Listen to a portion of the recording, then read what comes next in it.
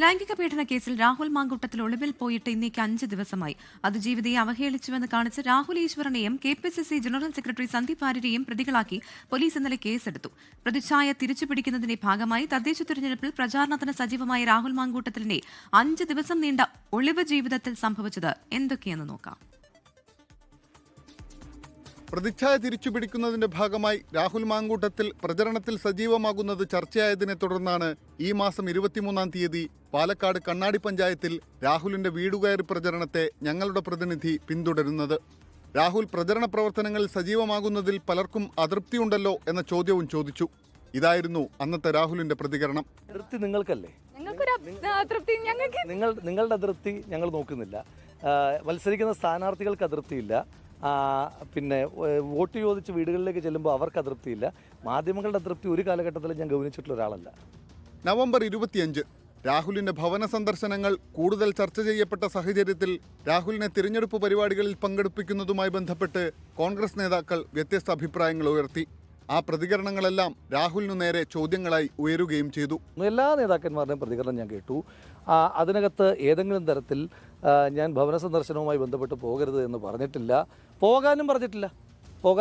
അപ്പോൾ സ്വാഭാവികമായിട്ടും എനിക്ക് വേണ്ടി വീട് കയറിയ ആളുകളെന്ന നിലയിൽ ആ ആളുകൾ തെരഞ്ഞെടുപ്പിൽ മത്സരിക്കുമ്പോൾ ഉറപ്പായി അവർക്ക് വേണ്ടിയിട്ട് ഇറങ്ങുക എന്നുള്ളത് ഒരു പാർട്ടി പ്രവർത്തന നിലയിൽ എൻ്റെ ഉത്തരവാദിത്തമാണ്. ചോദ്യങ്ങൾ വീണ്ടും ഉയർന്നു.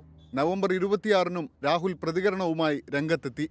സസ്പെൻഷൻ കാലത്ത് തന്നോട് പാർട്ടി പരിപാടികളിൽ പങ്കെടുക്കരുത് എന്ന് മാത്രമാണ് നേതാക്കൾ പറഞ്ഞതെന്നും തിരഞ്ഞെടുപ്പ് പരിപാടികളിൽ പങ്കെടുക്കുന്നതിൽ പ്രശ്നമില്ലെന്നും 2 കാലിൽ നിൽക്കാൻ സാധിക്കുന്ന അത്രയും കാലം താൻ വീടുകൾ കയറിക്കൊണ്ടേയിരിക്കുമെന്നും രാഹുൽ പറഞ്ഞു. നേതാക്കന്മാർ പറയുന്നത് സസ്പെൻഷൻ പീരീഡിലുള്ള ഒരാൾ പാർട്ടി പരിപാടികളിൽ പങ്കെടുക്കാൻ പാടില്ല. ഞാൻ പാർട്ടി പരിപാടികളിലല്ല പങ്കെടുക്കുന്നത്. എനിക്ക് 2 കാലം കുത്തി നടക്കാൻ കഴിയുന്നിടത്തോളം കാലം ഏത് പദവി ഉണ്ടെങ്കിലും ഇല്ലെങ്കിലും ഞാൻ വീട് കയറിക്കൊണ്ടേയിരിക്കും. 27-ാം തീയതിയും രാഹുൽ കണ്ണാടി പഞ്ചായത്തിൽ പ്രചരണ പ്രവർത്തനങ്ങൾ നടത്തുകയായിരുന്നു. പെട്ടെന്നാണ് പെൺകുട്ടി പരാതി നൽകാനായി മുഖ്യമന്ത്രിയുടെ ഓഫീസിലെത്തിയെന്ന വിവരം മാധ്യമങ്ങളിലൂടെ പുറത്തുവരുന്നത്. ശേഷം രാഹുൽ മുങ്ങി. വൈകുന്നേരത്തോടെ രാഹുലിന്റെ MLA ഓഫീസിൽ ഞങ്ങളുടെ പ്രതിനിധി എത്തിയപ്പോൾ അടഞ്ഞുകിടക്കുന്ന കെട്ടിടവും വലിയ പോലീസ് സന്നാഹവുമാണ് കണ്ടത്. മാധ്യമപ്രവർത്തകരുടെ ആവർത്തിച്ചുള്ള ചോദ്യത്തിനൊക്കെ രാഹുൽ മറുചോദ്യം കൊണ്ട് പ്രതിരോധം തീർക്കുകയായിരുന്നു. അതായത് അങ്ങനെ ഒരു ആരോപണമുണ്ടെങ്കിൽ പരാതി എവിടെ, നിയമപരമായി തന്നെ നേരിടാം, പരാതി എവിടെ എന്നൊക്കെയായിരുന്നു തിരിച്ചു ചോദിച്ചിരുന്നത്. പക്ഷേ ഇപ്പോൾ ഇന്ന് ഈ അതിജീവിത പരാതി നൽകിയതിന് പിന്നാലെ ഈ MLA കാണാനില്ല എന്ന തരത്തിലേക്കാണ് കാര്യങ്ങൾ നീങ്ങുന്നത്. അന്നു തന്നെ DYFIയും BJPയും രാഹുലിന്റെ ഓഫീസിലേക്ക് മാർച്ച് നടത്തി.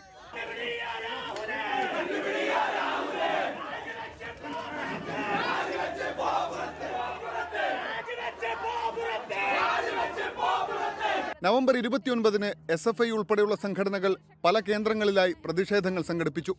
ഷാഫിക്ക കാണാൻ വേണ്ടിയിട്ടാണ് നിലവിൽ ഇത്രയും കേസുകൾ അദ്ദേഹത്തിന്റെ പേരിൽ തന്നിട്ടുണ്ട്, കിട്ടിയിട്ടുണ്ട്. മുഖ്യമന്ത്രിക്ക് നേരിട്ട് പരാതി കൊടുക്കുന്ന ഒരു സ്ഥിതിയാണ് ഉണ്ടായിട്ടുള്ളത്. രാഹുലിന്റെ 2 വാഹനങ്ങളും പാലക്കാട് തന്നെ ഉണ്ടെന്ന വിവരങ്ങൾ നേരത്തെ തന്നെ പുറത്തു വന്നിരുന്നു.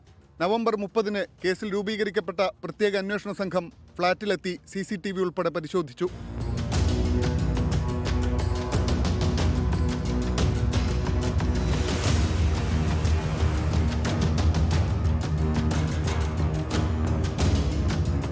രാഹുൽ മാങ്കൂട്ടത്തിനെതിരെ പരാതി നൽകിയ അതിജീവിതയുടെ പേരുൾപ്പെടെയുള്ള സ്വകാര്യ വിവരങ്ങൾ പുറത്തുവിട്ടതിന് വലതുപക്ഷ നിരീക്ഷകൻ രാഹുൽ ഈശ്വറിനെയും KPCC general secretary Sandeep Warrier ഉൾപ്പെടെയുള്ളവരെയും പ്രതി ചേർത്ത് പോലീസ് കേസെടുത്തു.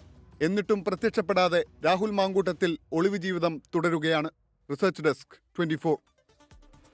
ലോകത്തെവിടെയായാലും ഏത് സമയത്തും 24 വാർത്തകളും ഓഗ്മെന്റഡ് റിയാലിറ്റി പാക്കേജുകളും എക്സ്പ്ലെയിനറുകളും വിശദമായി കാണാൻ ഞങ്ങളുടെ YouTube ചാനൽ നിങ്ങൾക്ക് സബ്സ്ക്രൈബ് ചെയ്യാം.